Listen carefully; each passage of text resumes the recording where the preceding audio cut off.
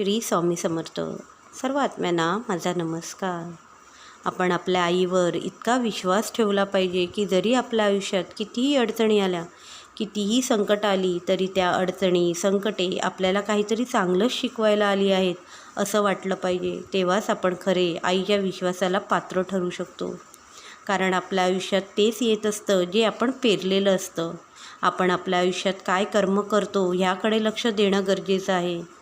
गेल्या जन्मात किंवा अजून मागच्या जन्मात आपण जशी कर्म केलेली असतात तसे भोग आपल्याला पुढच्या जन्मात भोगावे लागतात. जे काही आपल्या वाट्याला येतं त्याला सामोरे जाऊन ते भोग कमी करणं गरजेचं आहे. तरच आपण प्रत्येक जन्मात कुठेतरी सुखमय जीवन जगू शकतो. उदाहरणार्थ, आपण जेवण बनवतो तेव्हा भाजी डाळीत मीठ आपण प्रमाणात घालतो जेणेकरून भाजी रुचकर लागेल. जास्त मीठ घातलं तर भाजी खारट होणार हे आपल्याला माहीत असतं.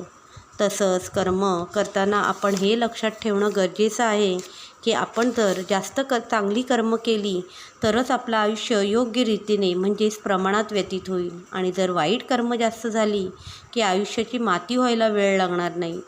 प्रत्येकाने लक्षात ठेवणं गरजेचं आहे की जो मनुष्य जन्माला येतो तो जाणारच.